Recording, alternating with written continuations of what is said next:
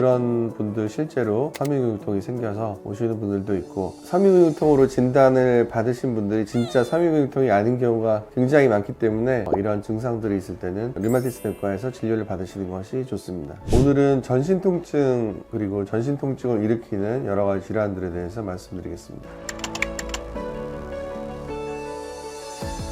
온몸이 아픈 경우에는 감기 몸살이 걸려도, 독감이 걸려도 이제 온몸이 아플 수가 있는데, 만성적으로 전신에 통증을 일으키는 질환들이 있겠는데요. 그 중에서는 이제 유명한 게 섬유근육통이라고 해서 통증에 대한 민감도가 굉장히 올라가서 생기는 질환이 있겠고요. 류마티스 관절염 같은 경우나 류마티스 다발근통, 류마티스 질환이 있을 때도 전신 통증이 나타날 수가 있겠고요. 그리고 근막 통증 증후군이 심한 경우에 전신 통증이 생길 수가 있겠고, 척추신경이나 말초신경에 이상이 있는 경우에도 전신 통증이 나타나는 경우가 있습니다. 지금 말씀드렸던 이제 여러 가지 질환 같은 경우에는 대부분 이제 류마티스 내과 영역에서 다루는 질환들이기 때문에 이런 증상들이 있을 때는 류마티스 내과에서 진료를 받으시는 것이 좋습니다.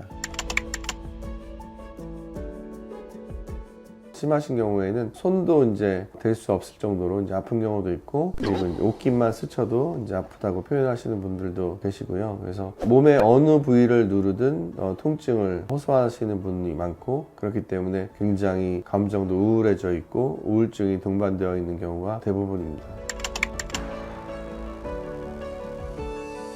대부분 이제 류마티스 관절염도 그렇고, 이런 통증 질환에 있어서 이제 여성 환자분들이 이제 차지하는 비율이 이제 굉장히 많은데, 사회적 환경에 따라서 여성분들이 좀 더 많이 생기는 것 같고요. 정확한 원인은 알 수는 없지만 하여튼 여성들에게 이런 섬유근육통이나 류마티스 관절염이 많이 발생하는 것으로 되어 있습니다.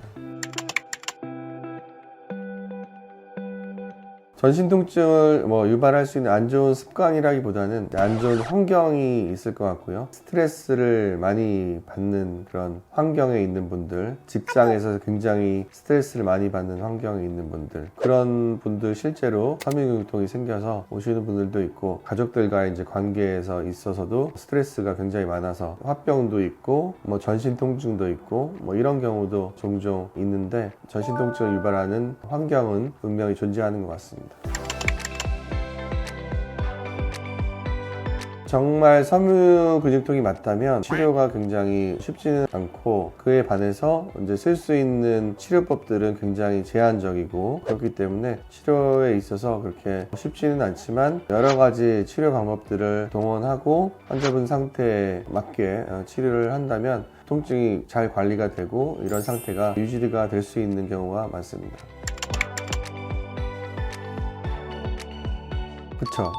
일단은 섬유근육통으로 진단을 받으신 분들이 진짜 섬유근육통이 아닌 경우가 굉장히 많기 때문에, 이런 경우 진짜 원인을 찾아서 치료를 해주면 되기 때문에, 그래서 더 잘 치료가 되는 것 같고, 정말 섬유근육통이 있는 경우에도 일반적인 치료 이외에도 여러 가지 한의학적 치료를 병행을 해서 치료를 하게 되면 좀 더 치료 효과가 높아지는 것 같습니다. 그래서 의학, 한의학 통합 치료를 하는 것이 섬유근육통에도 굉장히 많은 도움이 되고 있습니다.